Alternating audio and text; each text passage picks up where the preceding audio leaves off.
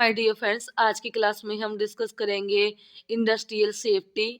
क्या क्या कारण है सेफ्टी के, प्रिवेंटिव मेजर्स क्या है, इलेक्ट्रिकल सेफ्टी क्या है, प्रिवेंटिव मेजर्स, फायर सेफ्टी। तो जितना भी सेफ्टी से रिलेटेड है सारा हम आज की क्लास में डिस्कस करेंगे। क्या होता है जैसे कि इंडस्ट्री में अगर वर्क करते हैं तो उसमें मशीनें रखी होती हैं, बड़ी बड़ी मशीनें, उन पे काम करना होता है। तो ये प्रॉपर केयर के साथ में देखना होता है। अगर मान लो वर्कर काम कर रहे हैं तो मिस हैपनिंग हो जाती है, एक्सीडेंट हो जाती हैं, जो कि अगर सेफ्टी ना ली जाए तो प्रॉपर सेफ्टी से काम करेंगे तो एक्सीडेंट्स के चांसेस कम से कम होंगे, लॉसेस कम से कम होंगे। ठीक है। तो जिसकी वजह से अगर मान लो कुछ भी में एक्सीडेंट होता है, चाहे माइनर हो मेजर हो, तो ये सब डिजायर नहीं होता है। इसकी इनको प्रिवेंट करना होता है, रोकना होता है। तो इन्हीं के बारे में अगर कहीं पे वर्कशॉप में वहाँ काम कर रहे हो, इंडस्ट्री में वर्क कर रहे हो, कहीं पे भी काम कर रहे हो, तो प्रॉपर सेफ्टी मेजर्स तय किए जाते हैं कि इन सेफ्टी मेजर्स का यूज़ करके हमें काम करना होता है। ठीक है। तो इस तरीके से जो भी है वो आज हम डिस्कस करेंगे। अगर आपको वीडियो अच्छी लगती है, हेल्पफुल लगती है, लाइक एंड शेयर ज़रूर कर देना, ताकि हमें भी और वीडियोस बनाने के लिए मोटिवेशन मिले। अगर आपका कोई सजेशन होता है तो वो भी कमेंट करके ज़रूर बताना। तो शुरू करते हैं कि जैसे कि जब भी अगर मान लो किसी भी इंडस्ट्री में अगर मिस हैपनिंग एक्सीडेंट हुआ है, डायरेक्टली या इनडायरेक्ट कैसा भी है, तो हमें क्या करना पड़ता है, मेडिकल प्रोविजंस दिए जाते हैं। जो भी अगर किसी के साथ में होती है कंपनसेशन दिया जाता है। अगर बात की जाए डायरेक्टली में, इनडायरेक्ट में किया जाता है कि मान लो जो वर्कर्स हैं वो उनका जो काम कर रहे हैं उन लॉसेस आ जाएगा। ठीक है। मोरल डाउन हो जाएगा। अगर मान लो एक साथ काम कर रहे तो किसी के साथ में दिक्कत आ जाती है तो दूसरा वर्कर अच्छे से काम नहीं करेगा। ठीक है। देन इस तरीके से इंजरी हो जाएगी। तो ये सब सारे इनडायरेक्टली अफेक्ट भी करते हैं, कोई काम प्रॉपरली नहीं कर पाएगा। तो कहने का मतलब ये है कि एक्सीडेंट को अवॉइड किया जाना चाहिए जितना पॉसिबल ही हो जाए। कारण क्या क्या होते हैं एक्सीडेंट के, सबसे पहला कारण है कि जो सेफ्टी रूल्स या जो गाइडलाइंस सेट करी गई हैं सेफ्टी डिवाइसेस के लिए, जो भी यूज़ कर रहे हैं उन डिवाइसेस को यूज़ करते टाइम पे उन गाइडलाइंस को ना मानना या वोलेशन करना, फॉलो ना करना गाइडलाइंस को, देन एक्सीडेंट हो सकता है। Then improper use of machine, यानी कि प्रॉपरली मशीन का यूज़ ना करना, जब भी हो सकता है एक्सीडेंट। या ऑपरेशन सिस्टम है उसको इग्नोर करना, अनसेफ वर्किंग कंडीशन का में वर्क करना, यानी कि जो सेफ वर्किंग कंडीशन नहीं है तो वहाँ भी काम करना, तो वहाँ भी दिक्कत आएगी।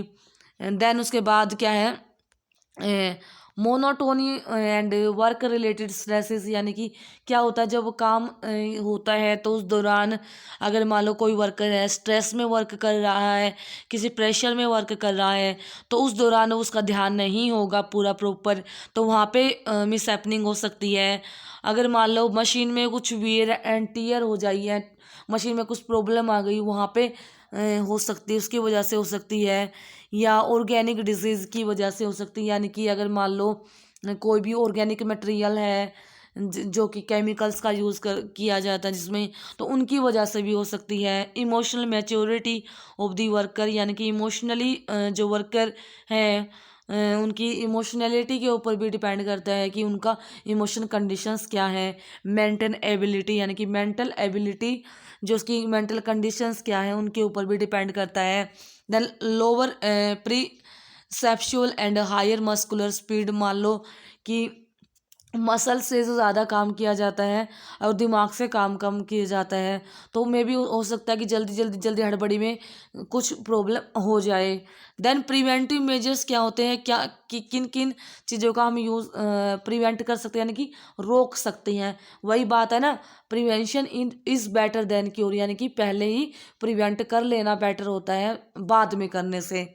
तो इसमें क्या क्या कर सकते हैं, जैसे कि प्रॉपर सेफ्टी गार्ड्स का यूज़ करके, जो भी रेसिप्रोकेटिंग मशीन है, ड्रॉप हैमर्स है, या जो भी कटर्स होते हैं जो कि कंटिन्यूशन में वर्क करते रहते हैं, तो वहाँ पे क्या सेफ्टी गार्ड्स या सेफ्टी इक्विपमेंट्स का यूज़ करके, fencing of rotating part like revolving shaft या पुली, यानी कि जो रोटेशन वाले पार्ट रहते हैं पुली शाफ्ट, उसको प्रॉपर कवरिंग प्रोवाइड करके, हाउसिंग प्रोवाइड करके। नेक्स्ट, इनकॉर्पोरेटिंग सेफ्टी डिवाइसेस, यानी कि सेफ्टी वॉल्व्स का यूज़ करके। Rigid construction of heavy item like hoist, cranes, जो हैवी आइटम्स हैं उनका एक प्रॉपर रिजिड कंस्ट्रक्शन, यानी कि ऐसा ऐसे बनाए उनको कि उनको चेंज करना या उनके वर्क को एकदम ही जैसे चेंज करना वो पॉसिबल ना हो। प्रॉपर जैसा है वो ऐसे ही काम करे, वो एक जगह से दूसरी जगह ना जाए। Next, proper insulation of electric wire and earthing of electric appliances, जो भी इलेक्ट्रिक अप्लायंसेज यूज़ हो रही हैं उनमें प्रॉपर वायरिंग करना, अर्थिंग प्रोवाइड करना, इंसुलेशन प्रोवाइड करना प्रॉपरली, ताकि कोई मिस हैपनिंग ना हो। Wearing of safety shoes and other necessary item for body protection, यानी कि बॉडी को प्रोटेक्ट करना, जो भी नेसेसरी आइटम है, शूज़ अगर पहनने की, शूज़ पहनना प्रॉपरली, या जो भी आइटम्स की रिक्वायरमेंट होती है जो कि सेफ्टी को इंश्योर करते हैं। Cleanliness of the shop floor, यानी कि जो शॉप फ्लोर रहती है वहाँ पे उसको साफ़ सुथरा रखना, वहाँ पे कचरा या एक दूसरे ब्लॉकेज ना करना।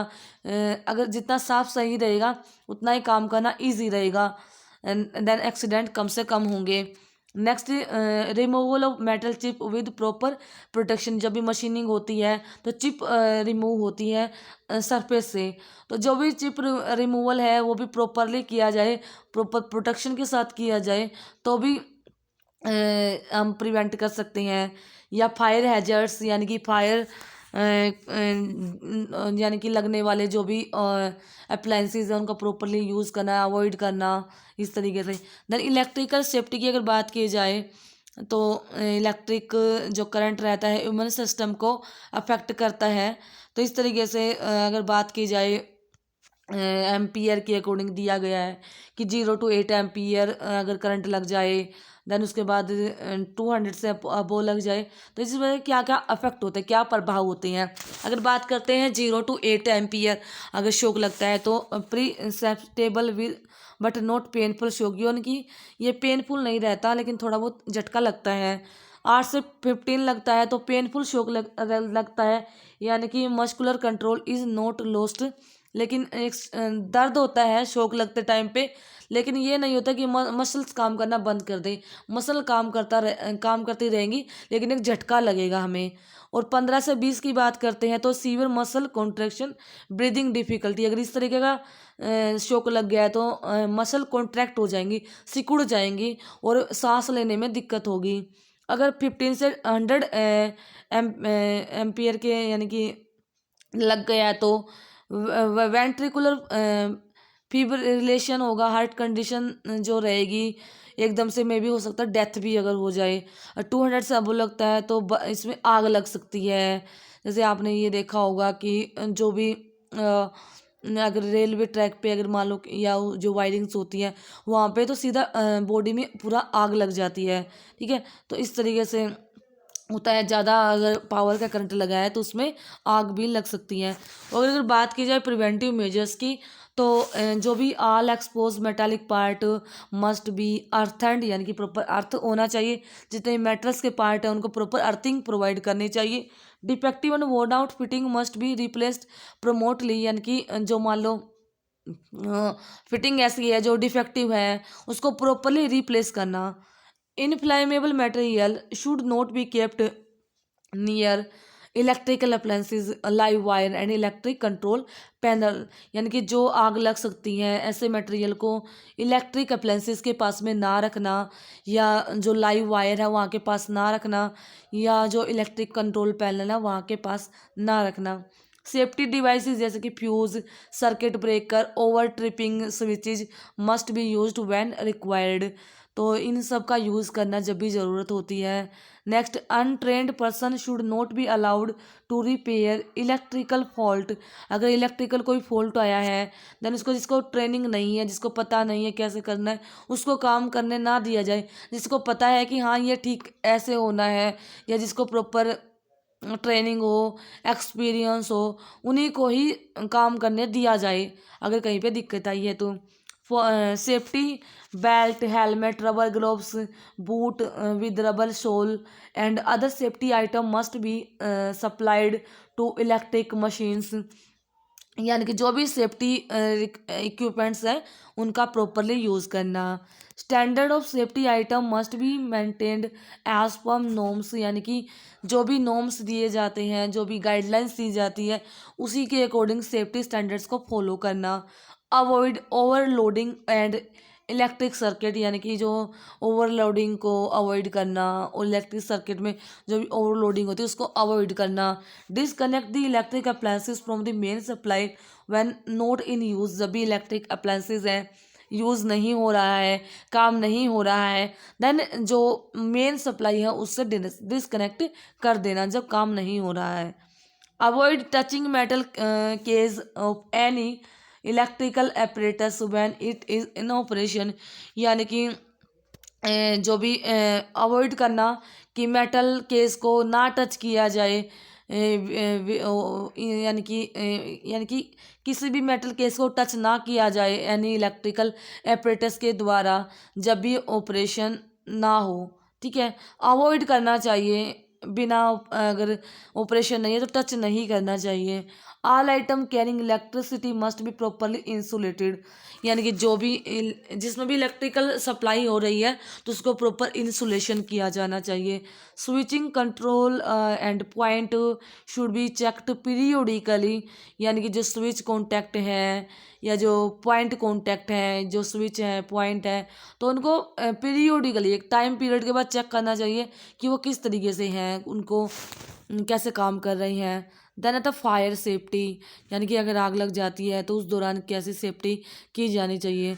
Fire accident causes enormous damage of properties, man power and material, यानी कि सब कुछ डैमेज हो जाता है, मैन पावर भी डैमेज हो जाती है, जो सामान रखा जाता है वो भी जल जाता है, जो हमारा प्रॉपर्टी सबका एकदम से लॉस हो जाता है। तो अगर शुरुआत की बात की जाए तो कंबशन, यानी कि आग लगती है तभी फायर हो जाती है, यानी कि कंबशन बर्निंग होगी थोड़ा सा तो आग लगने के चांसेस ज़्यादा होंगे। तो 3 फैक्टर है कंबशन को, जो कि प्रेजेंस ऑफ ऑक्सीजन, यानी कि अगर ऑक्सीजन प्रेजेंट होगी तो भी कंबशन प्रॉपरली हो जाएगा। अवेलेबिलिटी ऑफ कंबशेबल मटेरियल, यानी कि ऐसे जलने वाले पदार्थ जो कि जल्दी आग पकड़ लेते हैं, अगर वो रखे हैं ज़्यादा तो वहाँ पे भी मे भी चांसेस होते हैं कि जहाँ पे आग लग सकती है। राइज ऑफ टेम्परेचर और to the ignition point of the material, यानी कि कोई भी मटेरियल है, किसी मटेरियल के जलने के लिए इग्निशन टेम्परेचर की रिक्वायरमेंट होती है। अगर वो वहाँ पे अवेलेबल है या वहाँ तक टेम्परेचर इंक्रीज हो गया है तो वो मटेरियल आग पकड़ लेगा, वो जलना शुरू हो जाएगा। तो 3 कंडीशन है, 3 फैक्टर हैं जिसके द्वारा आग लग सकती है। ऑक्सीजन, मटेरियल अगर ऐसे हैं जिनमें आग लग सकती है, और ऐसा मटेरियल रखा हुआ है और उसका टेम्परेचर इतना बढ़ गया है कि उसमें आग लग सकती है, तो वहाँ पे आग लग सकती है। कारण क्या क्या एक्सीडेंट के अगर बात की जाए आग लगने के, इलेक्ट्रिक शॉक सर्किट हो जाए, यानी कि जो शॉर्ट हो जाते हैं सर्किट, जिस स्पार्क प्रोड्यूस होते हैं, स्पार्क की वजह से में भी वहाँ पे कंबशेबल कुछ आइटम्स रखे होते हैं तो वहाँ पे आग लगने के चांसेस होते हैं। केयरलेसनेस एंड इग्नोरेंस, यानी कि ध्यान से काम ना करना, इग्नोर कर देना, तो वहाँ पे हो सकते हैं। स्पॉन्टेनियस कंबशन, यानी कि एकदम से आग लग सकती है। रोइड्स, एरसोन, रिवॉल्वरी, तो इन वजह से कारण, ये सब कारण है जिनकी वजह से एक्सीडेंट या फिर आग लग सकती है।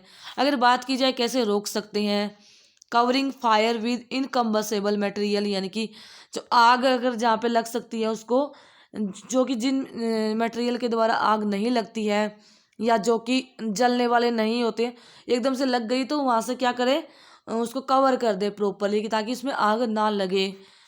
Rescuing the affected person from the spot, अगर मान लो वहाँ पे आग लग गई है तो वहाँ से उस रेस्क्यू करना प्रॉपर।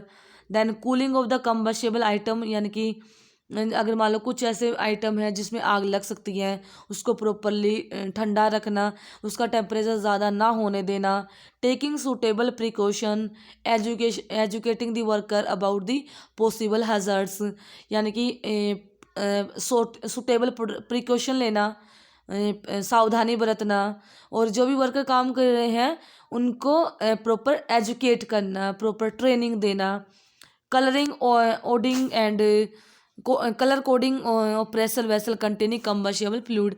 अगर मान ली प्रेशर वेसल्स हैं जहाँ पे प्रेशर के साथ में फ्लूइड भी उसमें भरा हुआ है, तो उसमें कलर के द्वारा इंडिकेशंस देना कि इसमें क्या क्या फ्लूइड भरा हुआ है, कि इसमें आग लगने के चांसेस ज़्यादा हो सकते हैं। तो proper coding system banana, maintaining fire extinguisher and water point in shop floor for proper precaution in case of fire. अगर मान लो मे भी हो सकती है फायर लग जाए, तो वहाँ पे क्या करना, प्रोविज़न देना, यानी कि फायर एक्सटिंग्विशर की प्रॉपर अवेलेबिलिटी करवाना, वाटर पॉइंट्स अवेलेबल करवाना, कि मे बी अगर इन फ्यूचर कुछ मिस हैपनिंग हो जाए तो इजीली उसको हैंडल किया जा सके। तो इस तरीके से हम प्रिवेंट करना होता है एंड उसको देखना होता है कि कैसे जो भी सेफ्टी की जा सकती है। तो ध्यान देना होता है जहाँ पे भी काम किया करते हैं तो प्रॉपर सेफ्टी के साथ काम किया जाता है। अगर आपको डिस्कशन वीडियो अच्छी लगी है, तो हेल्पफुल लगी है, तो शेयर ज़रूर करना अपने दोस्तों के साथ में, ताकि मुझे और ज़्यादा मोटिवेशंस मिले वीडियोस बनाने के लिए। और मिलते हैं अगली वीडियो में। Thank you, have a nice day.